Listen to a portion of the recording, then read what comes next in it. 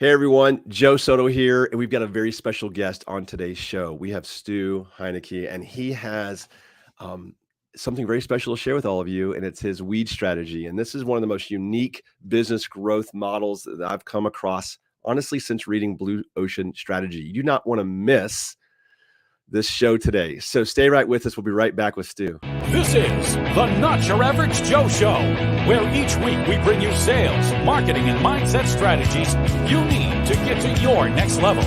And now, here's your host, international business mentor, Joe Soto.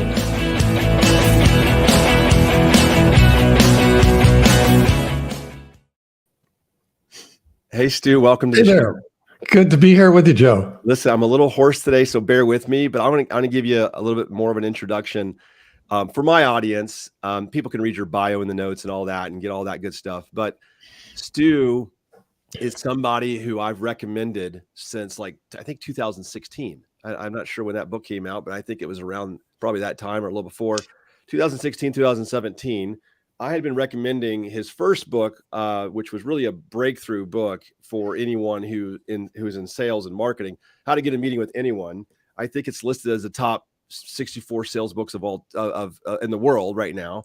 The AMA, which is the American Marketing Association, I believe, has coined you the father of contact marketing, which is brilliant and amazing.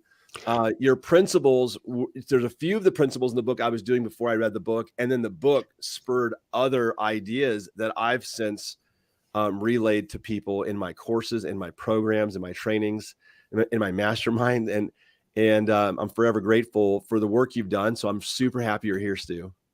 Well, Joe, thank you so much for having me on the show, and yeah, that's really cool because we've known each other for a few years now, and so I appreciate all of your belief in what I'm doing and support. Well, the new author, book, great to hear you're giving it away. That's cool.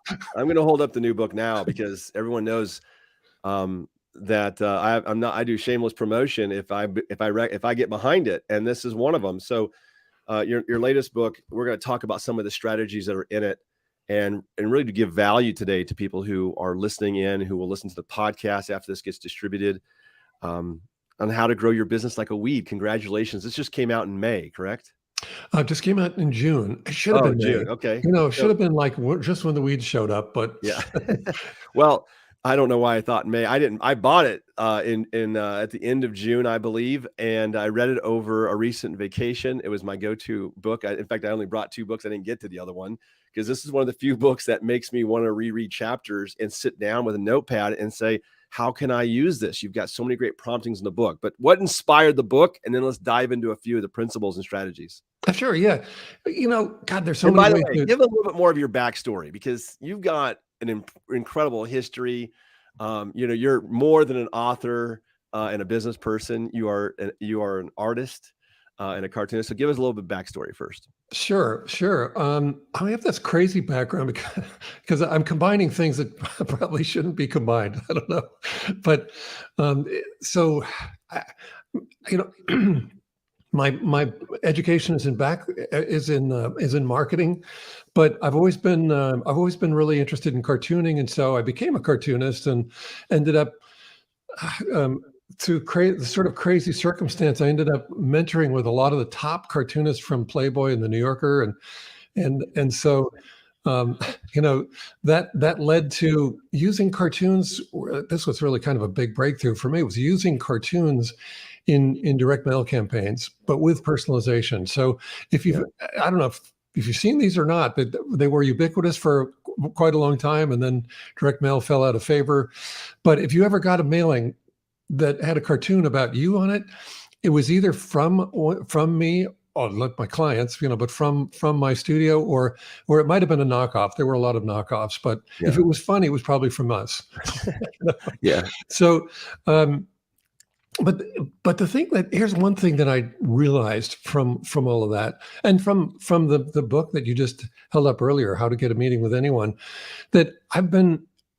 My role, and I knew my role has been this the whole time, but my role has always been to create unfair advantages for my clients. So those came in the form of campaigns that pulled more than their their earlier campaigns, and they pulled in ways that, I mean, like the direct mail pieces, they were out there doing things that other direct mail pieces just weren't doing. I mean, they used to have all this teaser. They used to call it teaser copy, but some sort of kitschy line on the outer envelope to get you curious enough to open it up, or maybe they'd send it with a window. It's a window envelope with safety paper, a check. In other words, sort of the appearance of a check inside. But those were all gimmicky. Yeah, they were gimmicky and they were dishonest. Yeah, a lot of times just dishonest. People forget about how dishonest marketing used to be for indirect mail. Now it's not transferred online, unfortunately. Yeah, it's going to always be there. Yeah.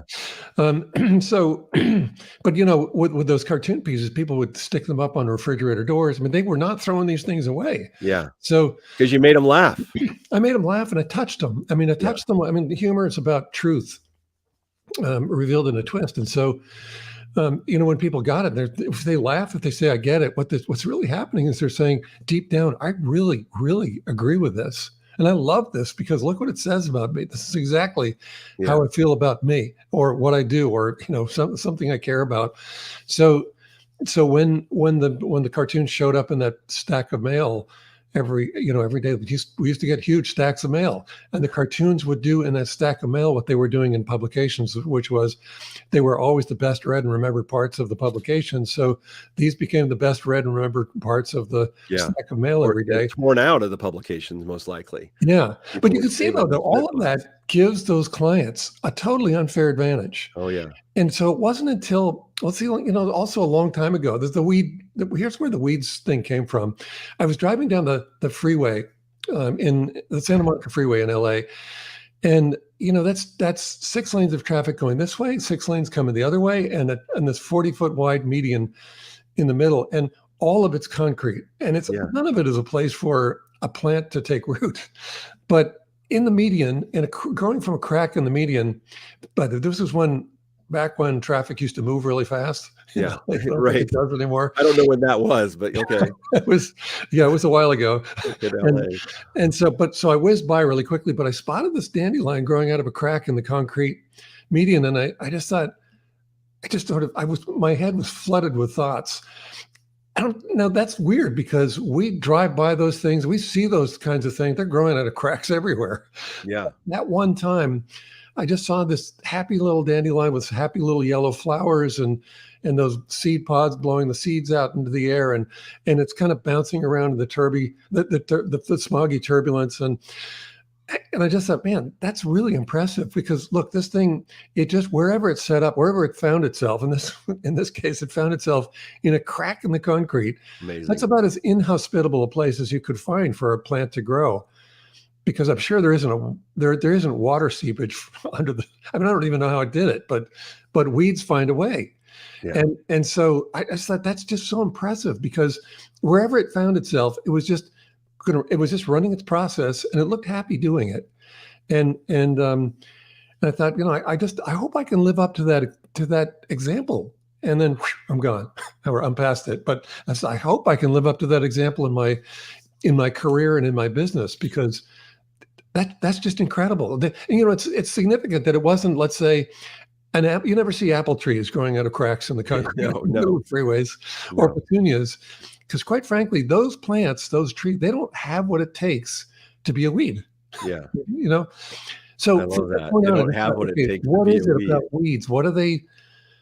Do they have a model? I mean, what is it that they do? What sets them apart from all the other plants? And by the way, are they a different species, or is it just? And there are different species of plants, but are they a completely different genus, let's say? No, they're just, one of the first sets of people that I spoke to about the book or for the book was gardeners, and just find out what are weeds. And some gardeners tell us that weeds are just a plant out of place, but as you read through the book, there are weeds that are just, they're just alien. They are so extreme in what they do, and so like a dandelion is the weed we're most used to, and if you see one in the lawn, you might actually, you might see one on the lawn, and you look up, you'll see, dozens of them at least. And if that's happened, you're not going to get rid of it. But no matter how hard you try. No matter how hard you try. Now, so every one of those plants, every one of the dandelions, they produce about 15,000 seeds across a 5 to 10 year lifespan. So that's all it takes for that to never go away. But you might remember that there was a weed, we might talk about it later, but there was a weed that produces 4.8 million seeds per plant. They are not just weeds plants that are out of place. They're right. alien. They're so well equipped to grow and spread and dominate new turf and protect their turf and so on, that they were certainly worth studying. Well, the languaging that you're using, even people could start to hear the metaphor as it relates to their business. As you talk about weeds, just conversationally and casually, you're using languaging that people perk up to. You started off by talking about, what you call in the book, unfailing resilience of that weed that can grow anywhere.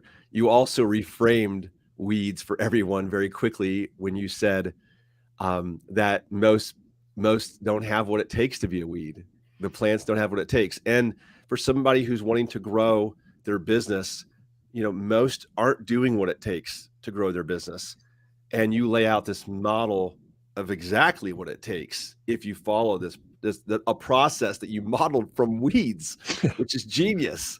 Okay, so let's talk a little bit. I have several pieces of favorites in here, but you talk about in the book and in several places. In fact, and at the end of the book, you kind of recap with these mindset affirmations. I think it is. I even had it marked out.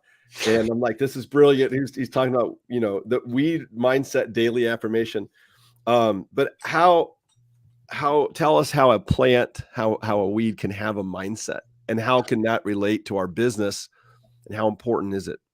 Yeah, well, the first thing I love about this question, Joe, is we're not talking about this kind of mindset. Right. We're smoking some dubs. It's not the weed we're talking about. That's right. We're not talking about that. Hello, Cynthia. You see, I just saw that flash across the screen. Yeah. And thank you, Rex. But so we're not talking about that kind of mindset. We're talking about this fierce mindset that's evident when you, let's say, when you cut down a weed, they grow back immediately. They go back to work, growing back immediately. They just have this fierce mindset. And you might wonder, well, how on earth can something without a brain have a mindset? But I think there's sort of a collective intelligence to plants. It's different from ours, but it's unfailingly there. And they evolve around obstacles to their growth, and there's just this incredible intelligence to them. But one thing that they lack is emotion. As far as I know, as far as I can tell, they don't have emotions. They don't, like the weed that was in the freeway. Yeah. It probably wasn't saying, because it looked kind of even optimistic to me, because it's spewing out, it's doing what it's supposed to do. And it was doing it with great vigor and urgency. And that's not obstacles around it everywhere. Yeah. But that's not the way we act when we're depressed. Right. So sort of, it looked optimistic. And the thing that I think probably we could say is true is that it probably wasn't sitting there in the middle of the freeway saying, well, this sucks. I really saw myself as living at the beach, which is what we would do. That's right. Yeah. We just let emotions get in our way all the time. So I think one of the lessons of looking at weeds as though they have this mindset, or what the weed mindset is or could be, we're translating it, of course, but is that they let their actions, how do I put it? They would tell us to lead with our actions rather than our emotions, rather than the other way around, which is what we always do. When we get depressed, we get angry, whatever it is, frustrated, because maybe we're not making enough progress, or we really saw ourselves as doing something else. So I don't know, whatever it is, all kinds of things get in the way. But weeds never let that get in the way, because they don't have those emotions. They're never worried about what they thought they should have, or where they thought they should be. They just they just execute their process. And so the mindset of a weed, as I see it, is there are six. Well, I said 6 elements. There are a few more that have occurred to me later, but optimism, and persistence. They're obviously very persistent. They're urgent and aggressive. They're adaptive. I mean, supremely adaptive. And they're oh God, I lost the last one. It's the most important one. They are they're not prolific. Well, prolific, yeah, that would be a good one. They're resilient. That was what the word I was searching for. They're resilient. They're absolutely resilient. But you know, one of the cool things also about weeds is that they're highly collaborative. I mean, again, I was talking about the dandelion in your lawn. If you see one, look up, you'll see dozens or more. And the fact is that if there was just one showing up, it wouldn't be much of a factor. You pull it out, you're done. But that's not the way they operate. They operate at scale. And so they never do anything alone. They're just incredibly collaborative. So I would say that's part of their mindset as well. Yeah, this is where we were talking prior to getting on here together about this alliance, the concept of creating alliances. You know, the weeds create their ecosystem, these alliances, so they can feed off of each other and grow and support each other essentially. And I shared with you that when I first moved to Virginia and we had a restaurant marketing arm of our business, I could have went and just tried the traditional way of just calling on restaurant owners, but I'm new to the area. They don't know me here.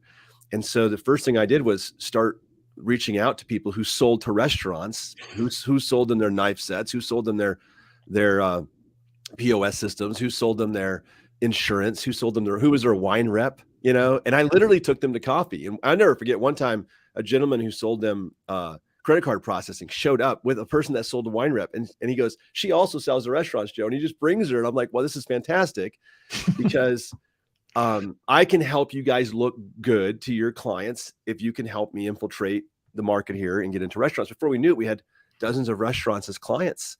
And so the scale could happen because of that alliance strategy, of which I got from you. A lot of people don't know that. So you expand upon it in this book, so wonderfully. And like I said, for people listening, if you missed the beginning, I shared I think there's a couple of people that stand out, or books that stand out. Tom Peters' book, In Search of Excellence, when I was really young and I read that book. Blue Ocean Strategy, which I've recommended for years, was, I think, a groundbreaking book on business growth. And this is the first one since then that I think is in that category. So if you're watching this and you've read Blue Ocean Strategy and that was seminal work to you, and you read that and it's helped you in your business to think about differentiation, I think you take it further. I think you dive into it better in your book with your principles around, you call it the Rosette strategy for creating that unfair advantage in the marketplace. And you have promptings in each chapter that stop and make you think and make you reflect on application in your business, which a lot of books miss doing it in the way that I think that you do it. So that's, awesome. So let's talk about that. You call it the Rosette strategy. If I'm saying that right. Rosette. Yeah. Yeah. And I would like to talk about that one. And then the other one, before it escapes my mind, is I think it was the Thorn strategy. You got to forgive me if I got these wrong, where you talk about taking inventory of your intellectual capital, which I love that, because first of all, some people don't think they have any. Small business owners, small entrepreneurs. Some of the people watching this might be consultants or independent entrepreneurs going, do I really have any intellectual capital that I can capitalize on? So let's talk about unfair advantage and maybe how they can use that as an unfair advantage for them. Sure. And by the way, before I even do that, I want to acknowledge your comment, because it's not, I wouldn't take that lightly that you would compare this to Blue Ocean Strategies, because actually Blue Ocean Strategies was my bogey when I wrote this book. It's like, okay, I want to displace Blue Ocean Strategy. Actually, yeah, you are. There's anything wrong with Blue Ocean Strategy, but no. I think it has the potential to replace Blue Ocean Strategy as the go-to business growth strategy book and model, really. But and you also said, I also need to acknowledge this other one, that you talked about your strategy of collaborating with. I don't know that these would really be considered. They weren't really. They aren't competitors to your business. They were complementary. But you went out and created those alliances. That's kind of like the number one takeaway from W.E.E.D from Weed Strategy, and don't just take one though. Take the whole thing. Right. I mean, you got to read the whole thing. But the first thing all of us should do is form those alliances quickly. And you did that, and I'm just so tickled to hear your story, because that's classic Weed Strategy. And I would say you're kind of a total weed. It's the highest compliment I can pay. I'm working on it. He's got, just so you guys know, he's got it's 8, right? 8 parts to his weeds model. And I'm telling you, it's at first, I'm going to be honest, at first I was trying to wrap my head around, because it's such a reframe to think about weeds and what you can learn from weeds for growth. But it anchors in so many points as you go through your model. Like, I don't forget, I read the book and I'm remembering, I don't know if I got the thorn strategy is the right one for intellectual property. Yeah, no, you did. Yeah, I did. So that tells you of the job you did writing to anchor in and cement concepts for memory. Because how many people here read a book and then you forget most of what you read later? Now, something that helped me was I did take a lot of notes out of the book.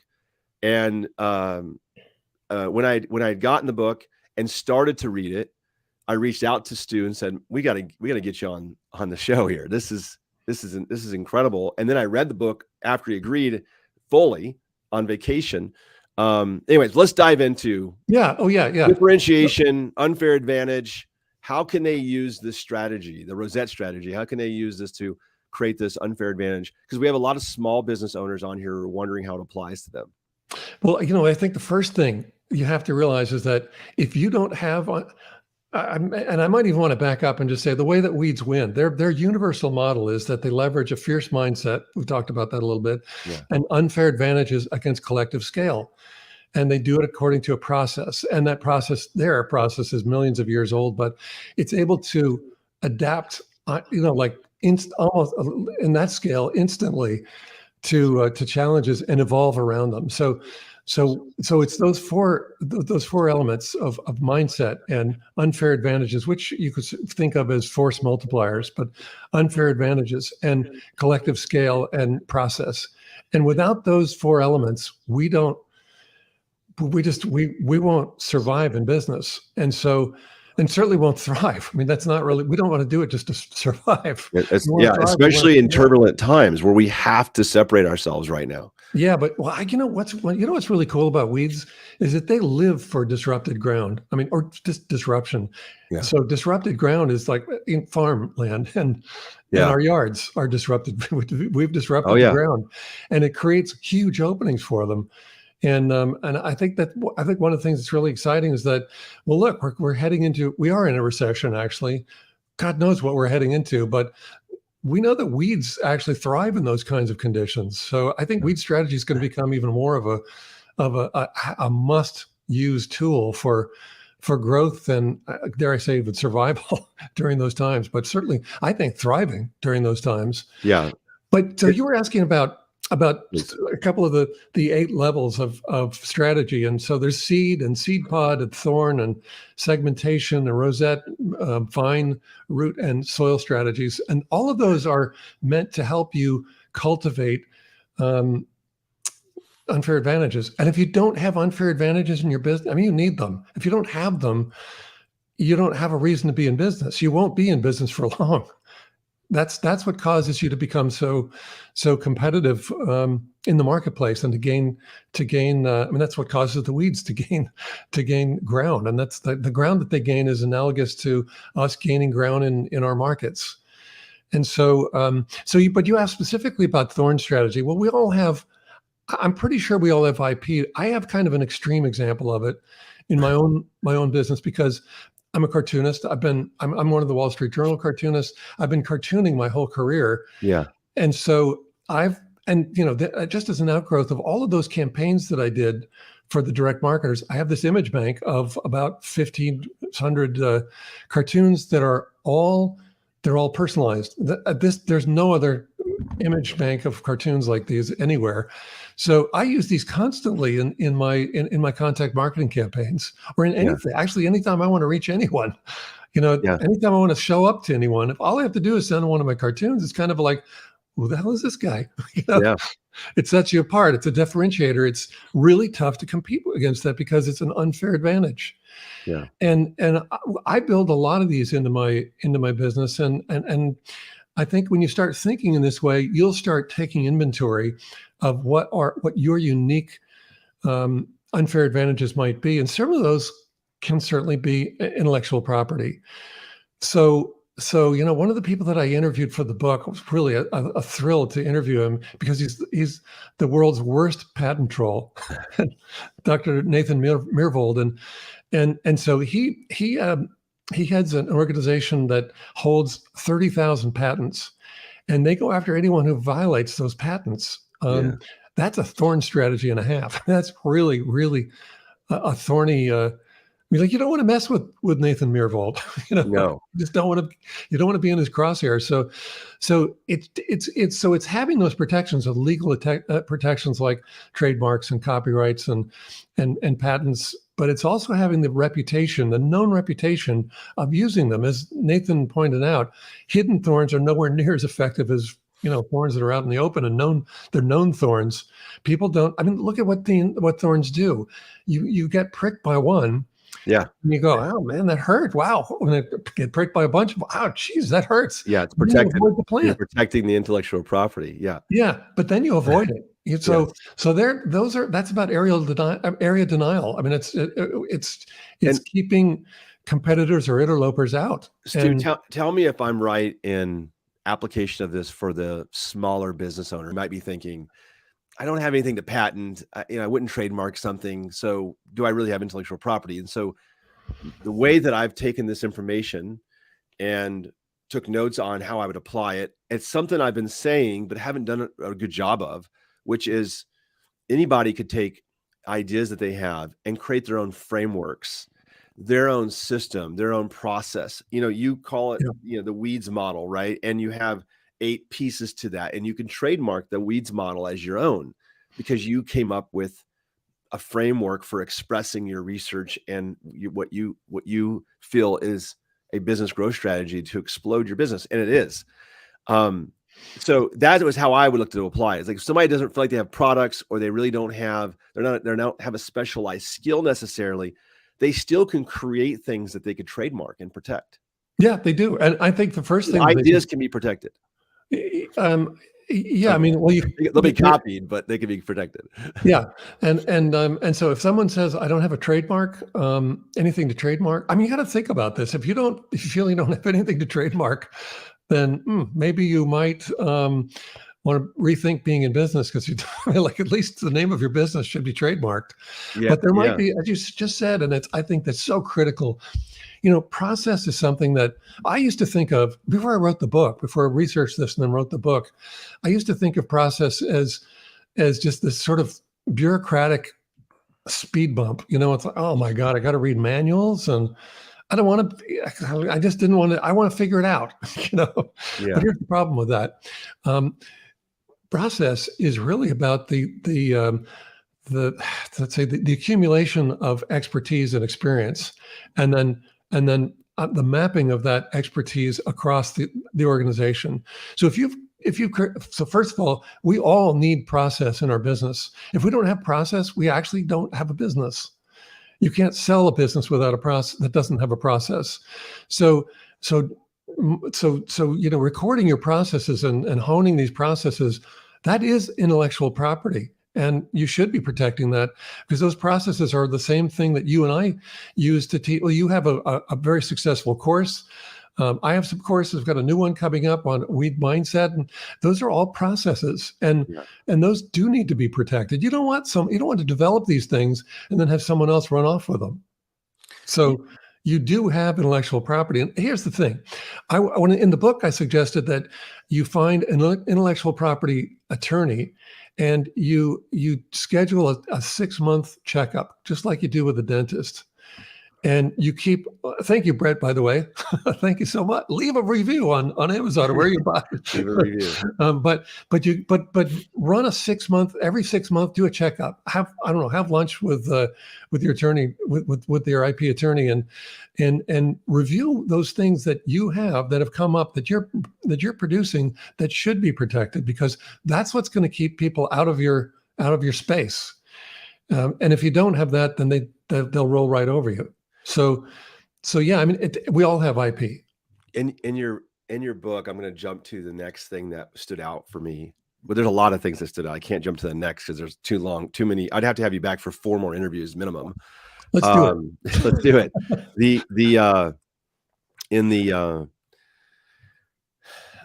You talk about, I think it's in the, I should probably pull this up because I don't have the actual, you talk about is it in the soil? Yeah, the soil strategy. You talk about multi-channel scale. And the book, The E-Myth, like broke the mold on getting people to think about working on your business, not in your business. Again, you take that at a much deeper, more here's how level. Okay. And, I think this is where you're surpassing some of these books that I know people have in their top 10 best business books on their bookshelves. And this book will, I think, hit that for anybody listening who picks up the book is going to agree with me. And the multi-channel scale process, so you can get that leverage that you need and not be owned by the business, right? I know a lot of entrepreneurs who feel like they have a job. They just made a job for themselves. They created a job for themselves. Yeah. A lot of my audience are digital marketers and digital consultants, people that I've created courses for. I can't tell you how many times they're stuck at scale because they're doing all the selling.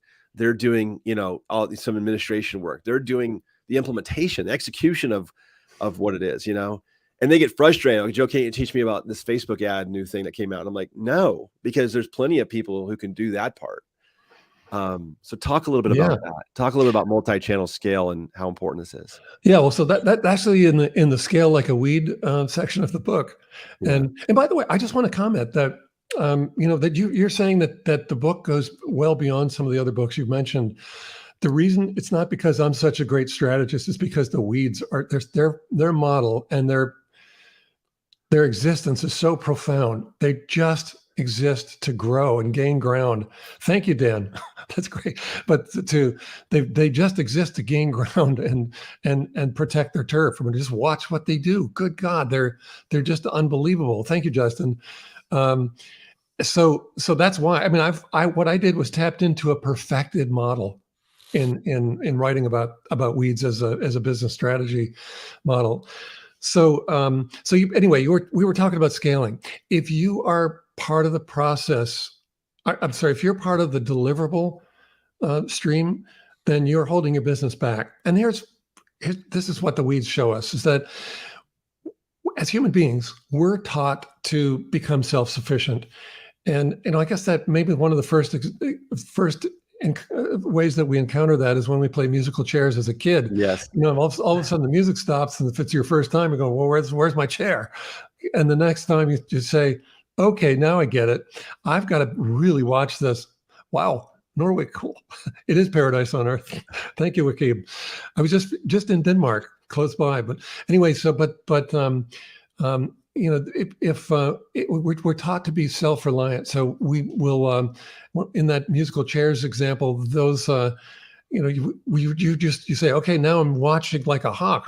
When the music stops, I know where the chairs are. I'm grabbing one, and then you move on. And we're taught to go to school and study hard, get good grades, get into a good college, and then get a great job. But you can't scale. You can't have 1,000 jobs. It's not scalable. So the point is that self-reliance is important. It's critical. And I think entrepreneurs are the most self-reliant people on the planet. So we have a dilemma because we know we can do almost any of these things ourselves. Yeah, we put it all on our own shoulders. I'm guilty of doing that too sometimes. When you do that, we all do it. I do it. Yeah. That was one of the things that as I was writing the book, I'm saying, oh my God, this is me. What am I doing? Yeah. So I've been changing that in my own operation. I mean, I run a contact marketing agency. So, but oh my God, got to take ourselves out of the stream of the deliverables, because if you don't, then you are preventing yourself from scaling. All of those self-reliant things they're part of our instincts. We've got to be careful with them, because those we just sort of have to root them out, actually, because they'll prevent us from scaling. And what we want to do is move from one-to-one leverage to multi-channel leverage. And that's what you and I have just been talking about earlier when you described your process with restaurant marketing in a new market. I mean, you went out and you formed alliances with other people. That's multi-channel leverage. And you saw how it worked. I mean, it changes the scale. Oh, yeah. And ultimately, we want to go to collective scale. So, I think what that probably means is productizing what we do. I mean, everything that I do when I create campaigns to help sales teams break through, usually it's with cartoons, and it's with these. I'll show you. It's with this device, which I call a big board. And so it's an 18 by 24 inch, quarter-inch thick foam core board. Wow. And the cartoon is personalized about the recipient. It's like from direct mail days. And then on the other side, the message is from the sender to the recipient, explaining who they are, why they want to meet, and next steps. And those things break through, but they cause meetings to happen where they weren't happening before. And just for people listening, excuse me, who might be thinking they have to become a cartoonist in order to have that type of success. There's other, in your book, of How to Get a Meeting with Anyone. And also you touch on a few of these pieces in W.E.E.D strategy. And there's lots of different creative ways to do and model what you just saw Stu show, which was this mail piece that looks amazing. Like for sending video, for example, everybody can sign up with a Vidyard or a Dub and use that with a LinkedIn to do video outreach and differentiate yourself with a personal video message as an example. And there's a lot of different examples, but that's one way somebody can reach out and just immediately be different, because people have been hearing about video for now years and using video, but not a lot of people are still using it because people get so hesitant. So it's still, I think, a way to create an unfair advantage. Yeah, always. And by the way, you don't have to be a cartoonist to do the contact marketing at all. But the point I was going to make, though, about scale was that I'm right in the middle of the deliverable stream. I mean, I'm doing the creative, and if I'm on vacation, nothing happens. Those kinds of things. So, that's lower leverage. Much lower leverage. Yeah. Again, I was just, as I was writing the book, I'm going, oh shit. So I'm really making a lot of mistakes. But let's get back to what you said. You said that collective scale is, you think, productizing your business. And how do you productize it? What are some examples? How do you productize yourself? Yeah, well, I mean, like the big boards, instead of creating every one of them new, I mean, I end up creating prototypes that get sent out as campaigns. And that's wrong. So instead of just sending prototypes, turn them into a product that can be sold through a lot of channels. And so you'll see, I guarantee you will see this happen, because I'm taking my own advice, and you will see you'll see products coming from a lot of the big marketing platforms that have some of these, like the personalized cartoon devices, and my book. I mean, I'm turning my books into contact campaigns, and they're set up so that they'll have really cool packaging, and you'll be able to send them out. Or if they're users of the campaign, they'll be able to send these things out, and the book will come out, and it'll still offer a chance to do a roundtable with me. I mean, it's kind of part of the. How do I explain? I'm not explaining this really well. Let's say if a financial advisory firm became one of our clients for this, their financial advisors be able to just go onto a portal and order one of these pieces to be sent out to one of their high net worth prospects, and so the book would go out in this really cool packaging, and it would have a handwritten note and would say, we really care about your growth, so I thought you'd enjoy this book. But also, I wanted to, we have this kind of a special relationship with the author. So would you be my guest and join us this next Friday for a roundtable about how you can grow your business? And so I love that idea. See that? Everybody could do that, by the way. So people Yeah. here, we've talked on, I had an episode a few episodes back from Steve Gordon, who's from the Unstoppable CEO podcast, talking about how everybody could use books to generate leads. And yeah, people, it doesn't have to be a 200-page. I mean, this is a body of work, what you created, in my opinion. But there are smaller books you could write. There are booklets that you could produce that still add tremendous value to somebody you might be contacting and reaching out to, that you can leverage, for sales and for appointments for your sales team, et cetera. And so that would be a way to apply what Stu's sharing here, even on a smaller scale. I love that, that campaign and that suggestion. It's going to be a cool thing. And I'm combining contact marketing with the book, with growth strategy. And so I'm really putting a lot of attention into the packaging. When you get this thing, you're just going to be saying, you're wowed. Oh my God. I mean, like, I just showed you the big board. Yeah. Which is a wow. This is how they're packaged. So, and I've got, this one's kind of a mess because it's been sent, but it looks like something coming from maybe a cartoon art gallery, and with all that, I don't know. So we're going to be awesome. That's same thing with the W.E.E.D book. There, God, there's this. One of the things that's really cool about weeds, about writing about plants, I guess, is that there's all these this body of work, all these really they're antique botanical renderings of all kinds of plants, but certainly of the weed species. They're just these beautiful. I reproduced one on the wall behind me, but these beautiful renderings of weed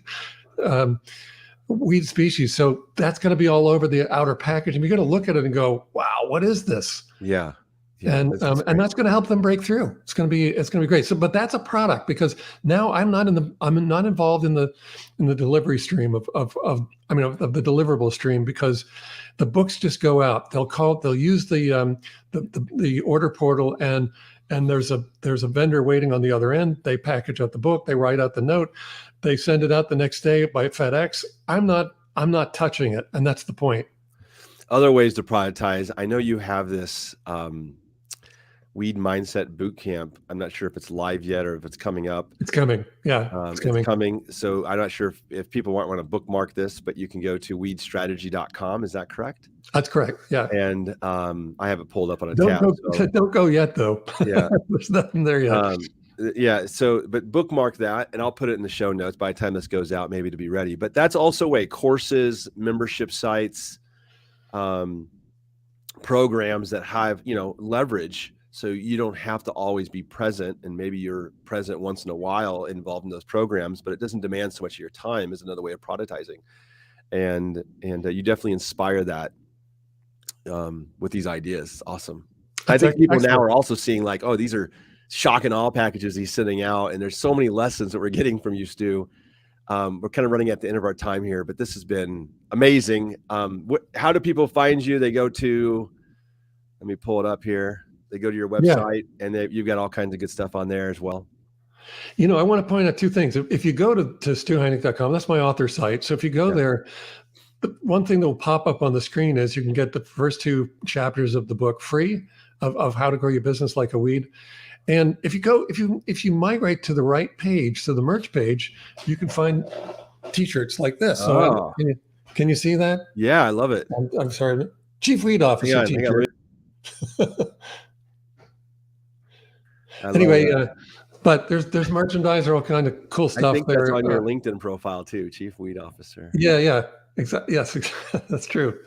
But so go there and visit. And I saw a lot of comments. I didn't get to acknowledge all the comments, but thank you for joining us this morning and checking in. I saw one, I can't remember the name now, but one from Norway, which is pretty cool. I was just in Denmark.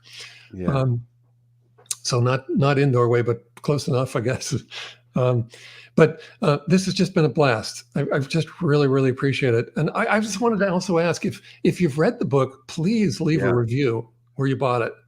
Yeah, I want to second that. If you've read the book or you get the book, leave a review. So many people just don't take that extra, couple minutes is all it takes to review books. And admittedly, I've read a lot of good books. But I mentioned to you when I finished reading this that I definitely owe you a review also. By the time somebody listens to this on the podcast, they'll see my review on there, but it's a genuine one. I only recommend books, people, programs that I 100% believe in. And I think your book is a workshop in growth. So congratulations, you've done something really, really promising, I think, for everyone in business who's some, are navigating tough times right now. And I think that this is the light at the end of the tunnel for people who get stuck in growth. I think so. And I think, I think actually W.E.E.D strategy is going to be a way to thrive during these tougher times that I think are coming. Dan says Justin's the chief W.E.E.D officer. Chief W.E.E.D officer. Yeah, because Justin has a CBD company.